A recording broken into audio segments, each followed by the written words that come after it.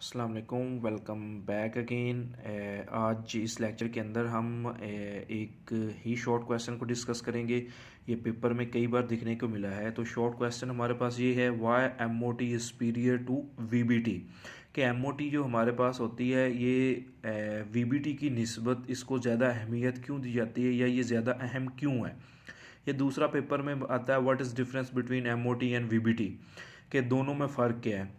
तो ज़्यादातर बेटा ऊपर वाला पेपर में शॉर्ट क्वेश्चन दिखने को मिला है, लेकिन दोनों ही पेपर में आते हैं, मोस्ट इंपॉर्टेंट है। ये एक्सरसाइज के एंड पे नहीं है, तो ये बीच में से बना के दिया जाता है। अब इसको डिस्कस करते हैं। तो बेटा एम ओ टी वो कहता है ये एक मॉडर्न थेरी है, और वी बी टी जो हमारे पास है ये ओल्ड थेरी है, पुरानी थेरी है। और जो एम ओ टी के अंदर हम लोगों ने बेटा बॉन्ड ऑर्डर को सीखा है कि बॉन्ड ऑर्डर मतलब कि कोई एटम बॉन्ड कितने बनाता है। देखिए वीबीटी के अंदर हमने ये पढ़ा था कि कोई एटम्स बॉन्ड बनाता है, हमने ये नहीं पढ़ा था कि कितने बॉन्ड्स बनाता है, या इलेक्ट्रॉनिक कन्फिग्रेशन को हमने इस तरह से नहीं देखा था जिस तरह से हम लोगों ने वीबीटी के एमओटी के अंदर देखा है। उसके बाद बेटा वो कहता है कि हमने वीबीटी के अंदर एनर्जीज के बारे में भी, मालिकुलर ऑर्बिटल्स की एनर्जी के बारे में भी जिक्र नहीं किया था, लेकिन इसके अंदर हमने पढ़ा बेटा एनर्जीज लेवल भी पढ़ा कि कौन से ऑर्बिटल की एनर्जी ज़्यादा होती है और कौन से ऑर्बिटल की एनर्जी कम होती है।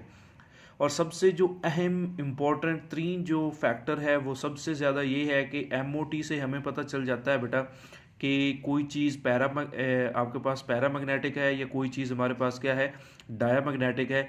लेकिन by using VBT it was not able to explain the behaviour of a substance whether it is a paramagnetic और इट इज़ अ डायामैग्नेटिक।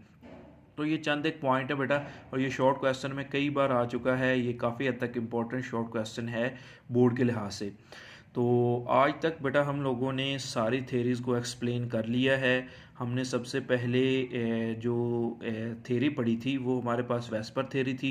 तो वेस्पर थेरी को भी हमने डिटेल से देखा। उसके बाद हमने वीबीटी को एक्सप्लेन किया। उसके बाद हम लोगों ने मॉलिक्यूलर ऑर्बिटल को बहुत डिटेल के साथ एक्सप्लेन किया। तो आज थेरीज़ को हमने बहुत अच्छे से डिस्कस कर लिया और सारी की सारी कंप्लीट हो चुकी हैं।